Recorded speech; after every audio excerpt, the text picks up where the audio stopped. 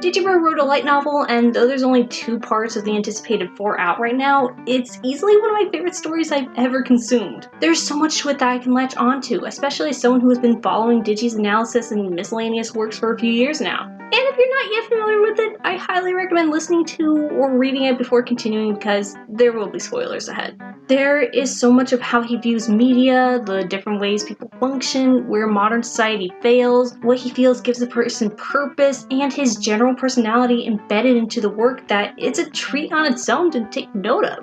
Not to mention, he found a way to implant his stance on perfect chess sizes and his archetype names of supercomputer and mad scientist. On top of that, they feel less like they're imported into the narrative due to fetish fulfillment, and more because it's how he interprets his own creation. Of course, a guy who dropped out of college and decided to make his money from self-employment would emphasize the purposeless, wasted, and abused citizens that make the Southern capital run. That he would understand a light novelist driven to suicide by the soul-grinding nature of the industry would outright reject becoming a cog again to a power that ultimately is only concerned with its own goals and how the main character can be used to reach them. Or how to write someone who simply cannot implicitly understand the subtleties of conversation would seem a frustration to those around her and always be left feeling that she won't ever leave a discussion with a full grasp of everything stated and meant.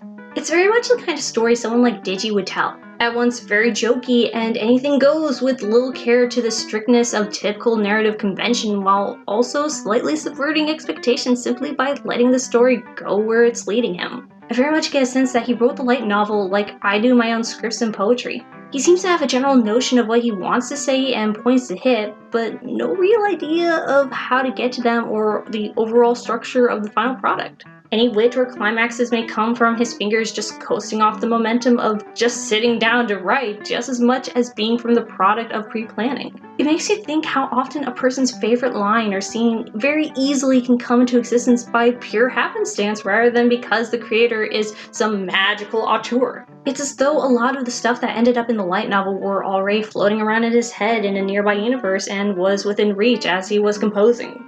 I feel that Trapped in My Own She light novel after killing myself so I might as well court the hot-ass goddess who summoned me is also a reflection of how he feels about his own failures and successes as a socially awkward creative shut-in. We see the main character Takuma grapple with giving up on his real dream to do what seemed profitable, just as Digi himself has done in relation to steering away from fiction and towards analysis instead, and why the grind of choosing a less desirable dream has convinced them both that this was the only way to be happy. There's a distinct parallel to Takuma's understanding of how the woman who took his virginity was perfect at the time when he didn't know love, affection, or connection, but is far inferior to someone who showed him there is more to sex than orgasm, to how Digi has described his previous and current relationship. Not only that, but his connection with his fiancée is all over the description of Soraya and Baika's romance. Both relationship sparks come from the fact that all parties can fully communicate and immediately be understood by their partners on a level not experienced with others, and that they are shown that you don't have to settle for less after finding someone who just gets you. To me, the light novel so far has been about learning not to only connect to others, but also how to care about them too. That we aren't just pieces to a grand and incomprehensible mosaic, but our actions can and will have consequences to the world that we exist in. Be it creating a murderous revenge-seeking monster like Akira, or allowing a beast girl to see her father again, choices have effects that may be unseen.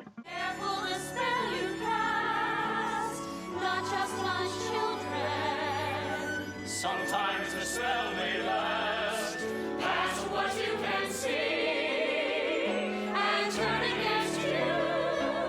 Yes, you can live like Takuma does in book 1 as though you're being the main character of your story gives you and your loved ones plot armor, and that the world operates on lighthearted comedy and light novel logics, but eventually a lack of consideration for what you do will lead to unintended results because you can't just trust you know how your story is meant to play out. For all you know, you could be in a shield hero scenario instead of an SAO one. You could be like Akira and learn the rules so that you can manipulate them to further yourself, or you can use that knowledge to shape your surroundings into an otaku paradise unlike the dystopian hellscape you come from. And if you feel trapped inside hellscape because you can't find connection, then just leave, like many of the characters had to do to find people to relate to.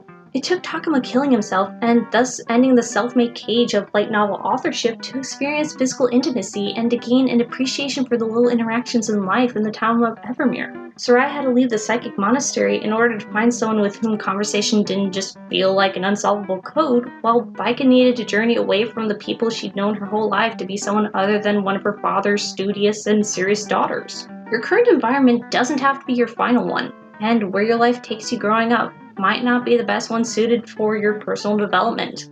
Learning to connect and care is a journey, be it a literal or metaphorical sense, and it will take effort on your part to accomplish. No one grows by mistake, but by the choices that they make. That's why Takuma spent over 20 years coasting in isolation until he decided to just give up. As he realizes himself in book 2, there were things he could have done to be happy, but just didn't because he thought they weren't worth doing. Choosing to stay as you are is often the reason why your life stays the same. If you don't change it, then who will? Not the publishing industry that will always see you as replaceable, or the bigwigs in the capital who couldn't care less if their beastmen are wiped out by a common enemy. In the modern world and in the world of light novel, you need to be the spokesperson for your interests, and by doing so, you'll attract those who are like-minded. There is so much I can't wait to see from the next couple of books. For one, I'd like Baika to confront Takuma for closing himself off after the destruction of Evermere. By doing so and wallowing in his own pain, he left Baika to reflect on her loss alone and bottle up the hurt she was feeling after watching her home get wiped out. She basically had to manage his feelings while tabling her own. At the time, she seemed to have thought that this was okay because Takuma was hurting, but I'm sure she feels differently after talking to Soraya, who let her process everything that she experienced. We know Takuma thought that he was doing right by Baika through leaving her alone, but caring about someone isn't just letting them suffer in isolation in an attempt to prevent harm. It's about talking to them and understanding what they need now, rather than doing what you think is best for them, because the latter is treating that person as though they have no autonomy to decide that for themselves. Takuma has done a lot of growing and learning to care and make connections, but he still has much to learn, especially in terms of how to respond after doing something that caused harm. I also kind of hope that Gil won't just stick around now that her short-term arc is done, because depending on how the story develops, as it stands now, she has no reason to journey with Takuma and crew. Soraya is supposed to learn all she can from Takuma's companionship, Baika wants to stay with Soraya, but Gil just wanted Takuma's help to save her village. Sure, she could continue teaching him the magic of the Beastmen, but it seems he and Soraya have already accomplished more than Gil could instruct. I would definitely want to see her reunited with the group at a later date because she is a cool character, but maybe in a time when her goals coincide with Takuma and company's. I know there is so much more that I could say about Digibro's light novel, but to do that, I have to go line by line, and that would take much more time than I'm willing to devote to it. Besides, fellow Arch members Tarek Transom and the Very Mask are already planning on doing that, so yeah. Again, if you haven't looked into Trapped in My Own Shady Light novel yet, I highly recommend it. Especially if you're a fan of Digibro, though it's not required to know his backstory first. I actually suggest you listen to / read it twice because I found my experience of book 1 to be quite different on a second listening, especially with book 2 in mind. Yeah, as you can see, a bit of a different setup this time because I just moved. This probably won't be my permanent recording space because this is a bit of a hassle to set up, and I'm not sure how the camera's gonna look, but I'm sure I'm probably not gonna be happy editing this looking at how it's framed right now. Plus, there's a scooter in the background that we've had to manage, so not exactly ideal. But hey, if you want to make sure that I have enough time to spend on, say, setting up a recording space instead of having to slave away at a day job, you can check me out at patreon.com/NotAVampyre. In supporting me, you won't just get my usual videos, but you'll get some nice perks, like you could have seen this video on Friday, or you could request a video on a topic of your choosing once a month. Again, patreon.com/NotAVampyre. And if you want to reliably keep track of the things I make, then check out this Discord invite link. There you'll find a content stream for that, and also you'll be able to chat me up in my NotAVampyre crypt. And of course on Twitter at NotAVampyre.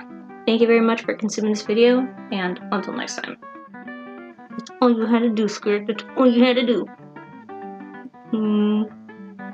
My love.